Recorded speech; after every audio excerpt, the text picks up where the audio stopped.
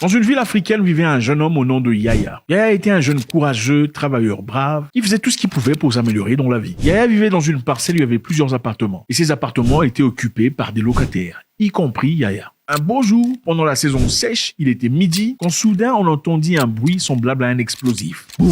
Tout le monde s'accourait pour voir ce qui se passait. Les voisins, les hommes, les femmes, ceux qui vivaient dans cette parcelle comme locataires étaient curieux de voir ce qui se passait. Et comme une fumée obscure, une odeur pestilentielle les envahissait. Chacun bloquait son nez pour ne pas inhaler cette odeur intolérable. C'était les tuyaux de canalisation des toilettes qui avaient explosé. L'odeur était grave, inacceptable. Quelques jours plus tard, tout le monde dans la parcelle s'attendait à ce qu'on bouche ce trou pour que la vie redevienne normale. Enfin, qu'on retrouve un sens d'hygiène. Malheureusement, la personne responsable des réparations était absente. Le propriétaire des maisons était en voyage. Une semaine plus tard, rien n'était fait. 2 semaines après, rien n'était fait. Cette odeur bizarre attirait des souris et des rats. Un beau jour, Yaya remarqua un rat qui se nourrissait dans cette eau sale des toilettes qui sortaient et qui courut dans sa maison. Yaya courut après le rat, essayant de le tuer. Mais le rat rentra très rapidement dans la chambre de Yaya et s'est caché sous le lit. Il chercha partout, enlevait ses habits, bougea son lit de droite à gauche, ses chaussures. Nulle part il ne pouvait trouver ce rat. 2 jours après, il était 1 mois maintenant qu'on n'avait pas réparé cette histoire. Les voisins se présentèrent chez eux pour dire écoutez, nous en avons marre. C'est fatigant, on vous a donné assez de temps pour réparer cette histoire, mais apparemment vous n'avez aucune intention de réparer cette histoire. L'odeur est inacceptable, c'est une présence obscure et aberrante. Nous sommes incapables de manger ni de vivre une vie quotidienne normale comme dans le passé. Avec le temps, curieusement, ceux qui habitaient dans la parcelle de Yaya ne se plaignaient plus. Tout le monde vivait comme si de rien n'était. Il y avait une toilette à moitié bousillée et de la merde qui coulait d'ici et là et ça ne posait aucun problème à tout le monde. Les chiens de temps en temps partaient s'y servir et les rats n'en parlons pas. Quelques jours plus tard, pendant que Yaya lisait un livre dans sa chambre, sa sœur se présenta pour venir dire bonjour.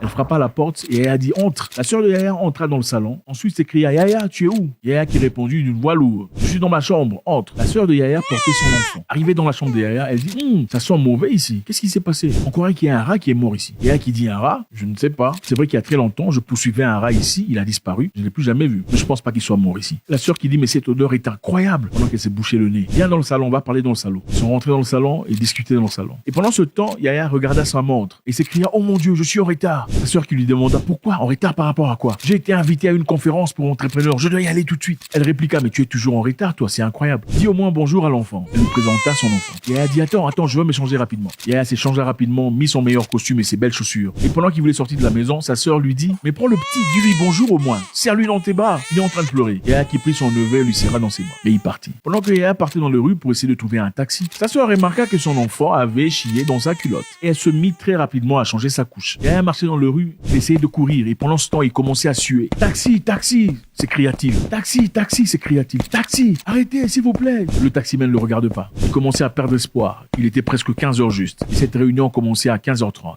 Taxi, taxi. Cette fois-là, le taxi s'arrêta et Yaya rentra. Et pendant qu'il entrait dans le taxi, ce n'est pas un taxi individuel, tout le monde le regardait et bouchait leur nez. Yaya était tellement concentré à son objectif qu'il ne remarquait pas que tout le monde dans la voiture le regardait bizarrement. Chauffeur, faites vite s'il vous plaît, je suis en retard, s'écria-t-il. Le chauffeur répondit, petit, ici c'est ma voiture, c'est moi qui fais la loi. Tu veux qu'on parte plus vite? Tu payes plus d'argent. Yaya qui répondit, mais voyons chauffeur, soyez sérieux. Dit petit, je veux freiner d'ailleurs pour te montrer.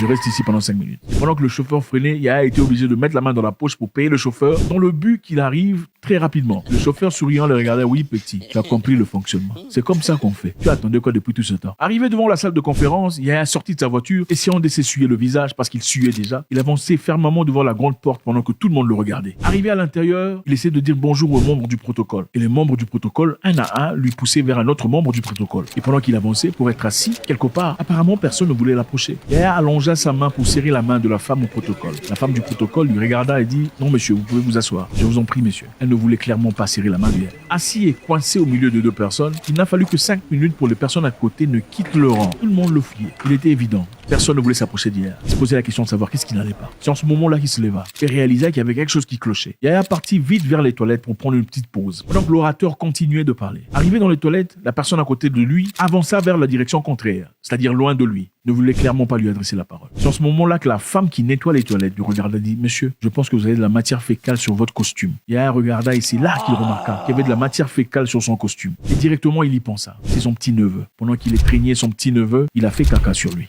Elle dit à la femme, ouais, je m'en souviens, c'est mon neveu. C'est lui qui m'a sali. Et la femme nettoyeuse répliqua, c'est quand même bizarre que vous ne l'ayez pas remarqué. L'odeur de matière fécale est une odeur particulière. Comment avez-vous fait pour ne pas le remarquer? Travaillez-vous aussi dans les toilettes comme moi? Plaisantait-elle. puisque nous ne sentons pas l'odeur généralement. C'est alors là qu'on réalisera. Yaya avait quitté sa maison où tout sointait. L'odeur pestilentielle ravageait le parage. Les membres de la maison le remarquaient, ensuite ne remarquaient plus. C'était les voisins qui s'en plaignaient. Ceux de la maison s'en plaignaient plus. C'est là que Yaya s'accourut pour rentrer à la maison, pour aller s'échanger et réaliser ce qui se passait.